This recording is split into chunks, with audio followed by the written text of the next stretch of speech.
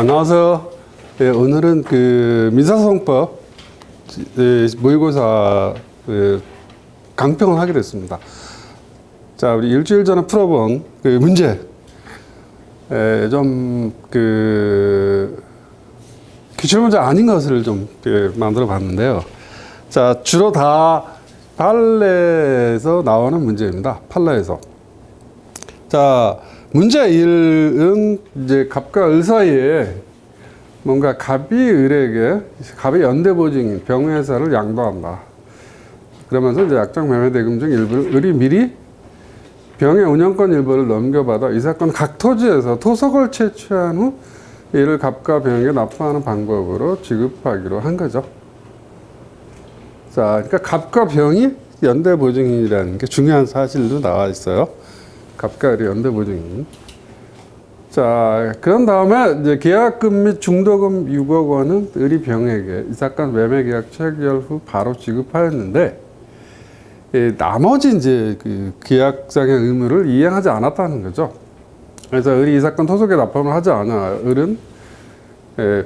병은 을을 피고로 매매 잔대금 지급을 구하는 소를 제기하게 됩니다. 자, 중요한 것은 병이 혼자 제기한 거죠. 소를 제기한 겁니다. 자, 보통 이제 민사소송법 문제에서 중요한 것은 원고가 누구고 피고가 누구고, 그 다음에 소의 누구고, 그 다음에 참가인 같은 게 나오면 참가인이 누구고. 자, 이런 내용을 다 구분해서 설명을 해 주셔야 돼요. 자, 첫 번째 문제. 자, 이와 같은 사실관계를 바탕으로 한 첫 번째 문제는 이 소송 도중에 을이 이 사건 매매 계약을 해제하게 됩니다. 자, 이 사건 매매 계약은 뭐였어요? 그러니까 병회사를 양도한다는, 영업 양도라 할까요? 뭐 그런 매매 계약이었죠. 자, 계약을 해제하고 계약 해제에 따라 원상 회복을 구하는 반소를 갑과 을을 상대로 제기하게 됩니다.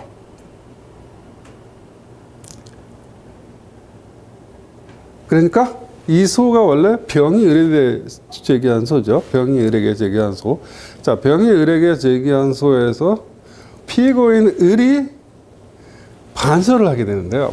자, 반소를 하게 되는데, 자, 반소의 피고가 원래 그 원고인 을만이 아니라 갑에게도 같이 이제 반소를 제기한다는 형태를 취했어요.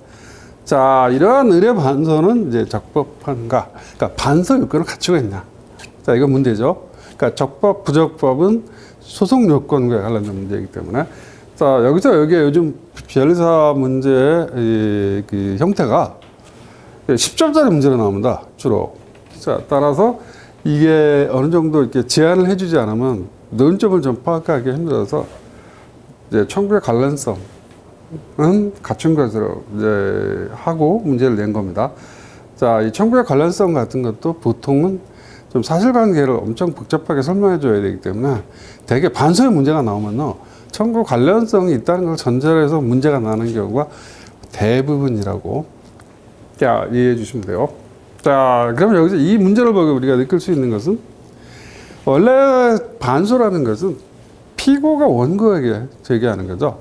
일종의 소를 제기하는 형태인데, 근데 지금 그 원고 피고가 아닌 제3자도 반소 피고로 할 수 있냐? 라는 형태가 되는 거죠. 자, 그럼 우리가 여러 가지가 많이 떠올릴 텐데, 자, 보통 이러한 형태를 어디서 주로 배우게 되냐 하면 다수 당사자 소송에서 소송이 진행되는 도중에 당사자가 아니었던 제3자를 당사자로 끌어들이는 방법이죠. 당사자로 끌어들이는 방법. 당사자로 끌어들이는 방법이 무엇이었을까? 자, 라고 생각하면 판례는 법의 규정이 있어야. 법의 규정이 있어야 당사자가 끌어들일 수 있다 그러죠. 법의 규정이 있어야. 자, 그래서 그 이해가 어디가 있냐면 보통 소송 참가 중에 일부분, 이것도 스스로 끼어드는 건데요. 또는 계쟁물 양도, 소송 승계의 경우, 참가 승계 같은 경우. 자, 그런데 이제 그렇게까지 이제 머릿속에 많이 맴돌 겁니다. 자, 그런데 여기서 중요한 게 10점짜리 문제니까요. 약간 이제 컴팩트하게 이제 압축해서 잘 설명해 드릴 필요가 있습니다. 자, 이 첫 번째 문제의 채점 기준표를 보시면, 자, 요 문제가 2015년 5월 29일 판례를 그대로 문제화한 것이에요. 자, 보통 일단 그 당사자가 아닌 자 늘 반소 피고로 할 수 있나 추가로, 자, 이 가능성이 먼저 논의해 줄 필요가 있죠. 자, 이에 대해서 판례는 소의 추가적 병합이 원칙적으로 허용되지 않는다는 해석이죠. 판례는 법에 규정이 없는. 자, 따라서 반소의 경우도 제3자도 추가 반소 피고로 하는 그 경우는 원칙적으로는 허용되지 않는다는 거죠. 자, 원칙적으로 허용되지 않는다는 것이니까 여기서 예외적으로 뭔가 근거 규정이 있으면 따자만 가능하다는 얘기겠죠. 자, 그럼 이게 예외적인 규정에 해당하는 이 경우라고 할 수 있을까요? 라는 점이 이 문제에 있어서 이제 중요한 논점 부분이에요. 그래서 이 부분이 한 5점 정도가 되는 겁니다. 5점 정도.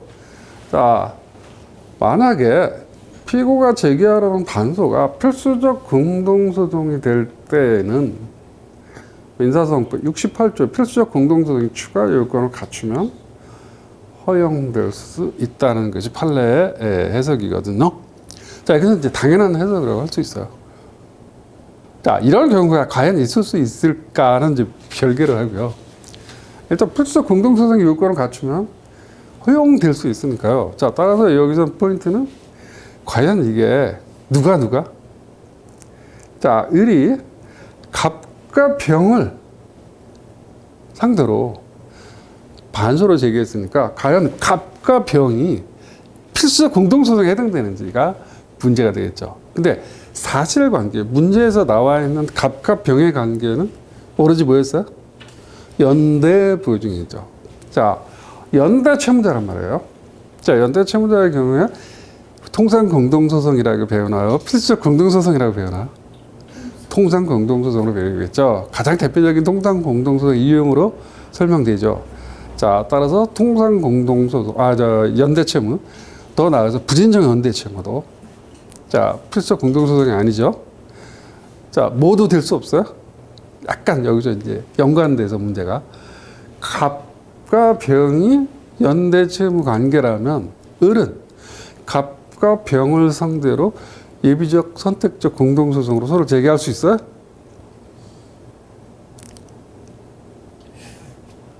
판례는 불가능하다고요. 왜? 법률상 양립 가능하기 때문에. 연대채무니까. 자, 이런 점이에요.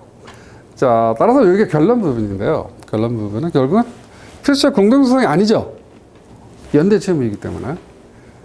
자, 따라서 을의 갑에 대한 반소는 부적합한 겁니다. 을의 갑에 대한 반소는 부적합하다는 결론이 돼요. 자, 요게 첫 번째 문제. 자, 따라서 첫 번째 문제는 반소의 경우에도 소송 외의 당사자, 제3자도 추가할 가능성은 있어요. 그 반소 피고 간의 관계가 필수적 공동소송일 때에는 필수적 공동소송의 추가라는 형태로 이 가능하다. 라는 것이었고요. 자, 그 다음에 두 번째 문제. 자, 두 번째 문제는, 자, 위의 소송에서 1심 판결에 대해 제기된 항소심에서는 병의 본소 청구 및 을의 반소 청구가 각각 일부 인용되었어요. 자, 이에 대해 을만이 상고합니다. 자, 을만이 상고했으니까, 을의 본소 청구에 대한 패소 부분이라고. 그 다음에 반소 청구의 패소 부분. 뭐, 이런 거에 대해서 이제 일단 상고를 했다는 게 이제, 이 이미지가 떠오르겠죠. 자, 상고심은 이 상고를 받아들여 원심 판결 중, 여기 바로 나옵니다. 본소 및 반소에 관한 각 을의 패소 부분을 파기하고 환송했어요.